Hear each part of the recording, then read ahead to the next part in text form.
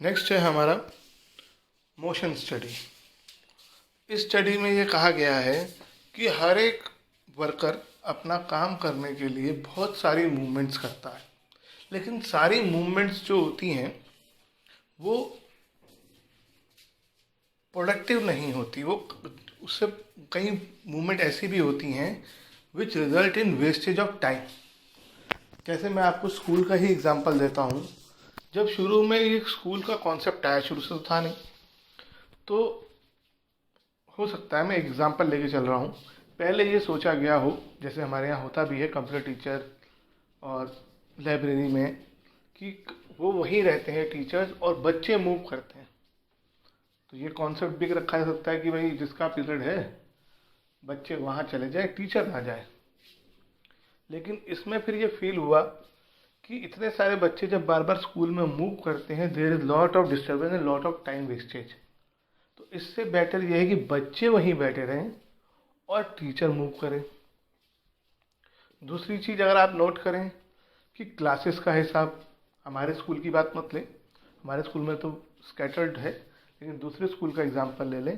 Classes normally क्या होता है, 11th 12th आपको एक साथ मिलेगी, 9th 10th एक साथ मिलेगी, 6th 7th 8th एक साथ मिलेगी, 1 to 5 एक साथ मिलेगी, ताकि टीचर को बहुत ज़्यादा मूवमेंट ना करनी पड़े और 2 पीरियड के बीच का जो टाइम है वो बहुत ज़्यादा वेस्ट ना हो।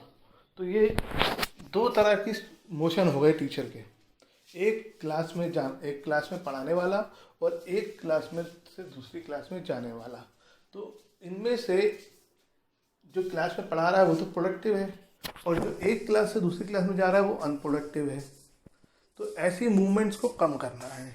तो कौन सी मूवमेंट्स को, जो एक क्लास से दूसरी क्लास में जा रहा है। अब मैं इसको बिजनेस में लाता हूँ। टेलर ने कहा कि एक वर्कर काम करते हुए बहुत सारी मूवमेंट करता है। You must study all the movements and classify them into productive and unproductive movements. Productive movements को अलग कर दो और अनप्रोडक्टिव मूवमेंट्स को अलग कर दो। Now your duty is to make an effort to reduce and minimize unproductive movement as minimum as possible. जो आपकी अनप्रोडक्टिव मूवमेंट है उनको जितना आप कम कर सकते हैं उतना आप कोशिश करें। चाहे उससे क्या फ़ायदा होगा, उस बचे हुए टाइम को you can utilize in productive purpose. इसका एक एग्जांपल भी आपको कहीं बुक्स में मिल जाएगा कि एक जब वर्कर प्रोडक्शन करता था तो उसे जो टूल्स की जरूरत होती थी, टूल्स हमेशा मशीन में उसे काम करने के बाद नीचे रखने पड़ते थे। वो नीचे झुकता था, टूल्स उठाता था, अपना काम करता था, टूल्स वापस रख देता था, फिर टूल उठाता था, फिर अपना काम करता था, फिर वापस रख देता था नीचे झुक कर। तो ये नोट किया गया, तो उसको सामने ही एक स्लैब बना दी गई जहाँ पर टूल्स को रखना शुरू कर दिया। इससे उसे रोज बार बार झुक कर नहीं उठाना पड़ता था, वो झुकने वाला टाइम बच गया और सामने ही टूल्स रखे होते थे, उससे काफ़ी टाइम बचा और वो टाइम कहाँ काम आया, उसके प्रोडक्शन में। ऐसे आप बहुत सारे एग्जाम्पल ले सकते हैं।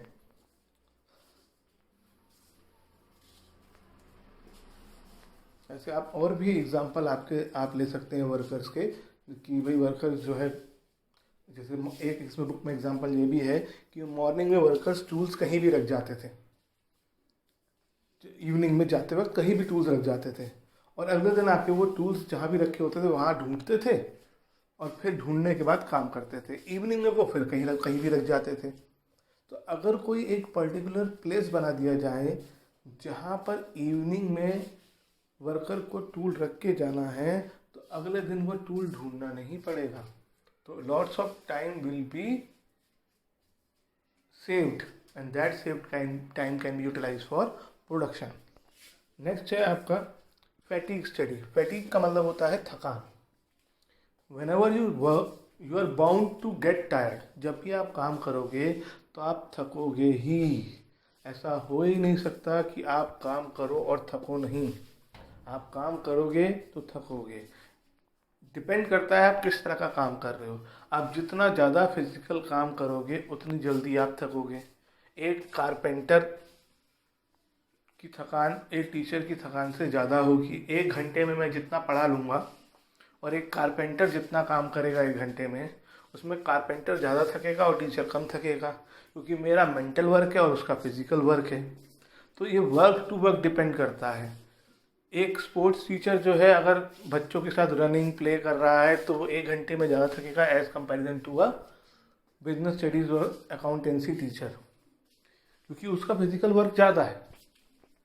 तो हर पर्सन जो है वो टायर हो जाता है काम करते करते, और जब वो थक जाएगा तो उसकी एफिशिएंसी कम हो जाएगी, और कम एफिशिएंसी के साथ जब वो काम करेगा तो आपको उस रिज़ल्ट अच्छा नहीं दे पाएगा। तो अब एफिशिएंसी बढ़ाने का तरीका क्या है? एफिशिएंसी बढ़ाने का तरीका है कि उसको रेस्ट दिया जाए, उसको इंटरवल दिया जाए, ब्रेक दिया जाए।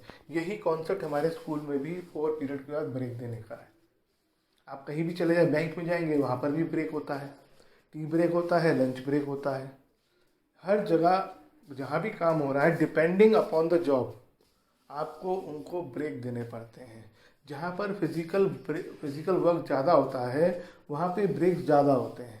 मैं फिर क्रिकेट का एग्जांपल देता हूँ आपको। क्रिकेट में वनडे मैचेस में after every 1 hour there is a break, there is a drink break, चाहे 5 मिनट का ही होता है, because the reason is the same. थक गए हैं, थकान के बाद थोड़ी रिफ्रेशमेंट ज़रूरी है, 5 मिनट से रिफ्रेश हो जाते हैं। और जब अगर वनडे की बात करो तो पूरे एक 3.5 आवर्स की जो 50 ओवर की जो पारी के बाद फिर आधे घंटे का ब्रेक होता है और फिर मैच शुरू होता है। तो ऐसा ही हर चीज़ में है, ब्रेक इज़ मस्ट। लेकिन ब्रेक कितना दिया जाए ये कैसे डिसाइड हो? तो टेलर का ये कहना था कि अगेन आप एक एवरेज वर्कर को नोट करो कि वो कितने टाइम में थक जाता है, लगातार कितना, और उसे कितने टाइम में थकान, उसकी रेस्ट करने के बाद थकान दूर हो जाती है। और ये 100 टाइम्स नोट करो और कैलकुलेट कर लो कि कितने कितने घंटे बाद कितने कितने मिनट का उसे ब्रेक चाहिए। ऑब्जेक्टिव्स क्या है? To find out the frequency of rest interval, यानी कितने ब्रेक्स मिले उसे। अगर वो 8 घंटे काम कर रहा है तो 2 ब्रेक, 3 ब्रेक, 4 ब्रेक। और दूसरा, वो ब्रेक कितने टाइम का हो। एक तो दिन में उसे कितनी बार ब्रेक मिले, 2 ऑब्जेक्टिव है ना। एक तो दिन में उसे कितनी बार ब्रेक मिले, और दूसरा वो ब्रेक कितने टाइम का हो। Next is differential piece wage rate system. ये थोड़ा अलग टॉपिक है, इसमें एक न्यूमेरिकल भी बनता है, वो मैं आपको अलग से बताऊंगा। अभी फ़िलहाल इसको थियोरेटिकली समझो। यहाँ पर टेलर का कहना था all the workers should not be paid at the same rate. यहाँ पर ये फिर फ्यूल से बिल्कुल अलग लाइन पे चला गया। वहाँ पे कहा गया था कि same post same work same pay. यहाँ पे कहा गया है every worker should not be paid at the same rate, there should be always 2 rates of paying. पहली चीज़ तो उन्होंने सजेस्ट करी कि your wages of the worker should be linked to the output. आपकी जो वेजेस हैं आपके आउटपुट के साथ लिंक कर दो। सपोज एक कारपेंटर है, कुर्सियाँ बनाता है, तो जितने आपके यहाँ कारपेंटर काम कर रहे हैं, जितनी वो कुर्सियाँ बनाएंगे उस हिसाब से उनको पेमेंट की जाए। तो जो ज़्यादा कुर्सी बनाएगा उसे ज़्यादा पैसा मिलेगा, और जो कम कुर्सी बनाएगा उसे कम मिलेगा। उसके अलावा उन्होंने कहा कि there should be 2 rates of paying to the workers.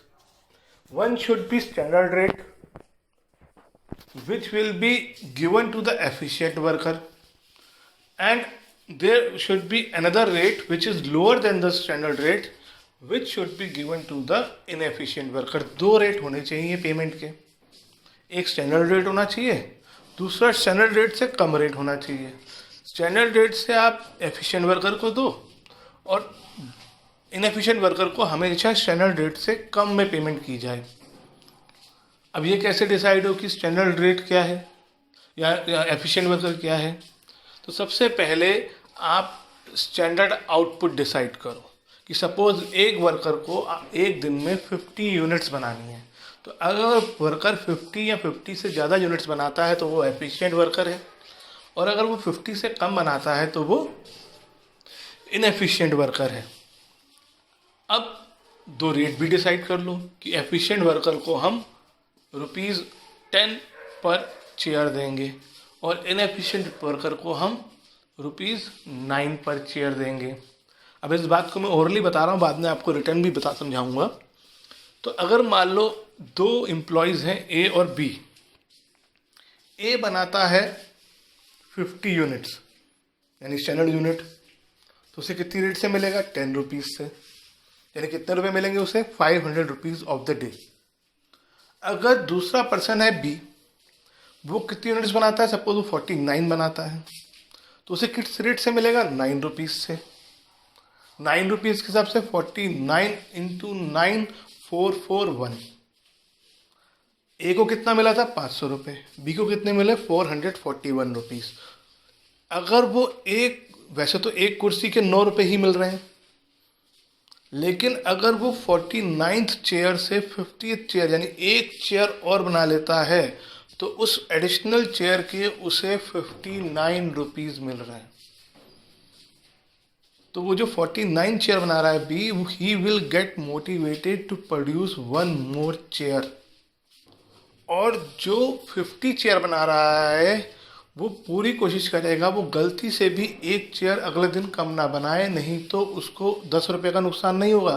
देखने में तो ऐसा लग रहा है ₹10 पर चेयर मिल रहा है, अगर मैंने एक चेयर और बनाई तो ₹10 मिलेंगे, एक कम बनाई तो ₹10 कम हो जाएंगे। नहीं, अगर वो 50 की जगह 49 बनाता है तो उसे सिर्फ ₹441 मिलेंगे, उसके ₹59 का नुकसान होगा। एक चेयर बनाने में उसे ₹10 मिल रहे थे, लेकिन एक चेयर कम बनाने में उसकी जेब से 59 चले जाएंगे।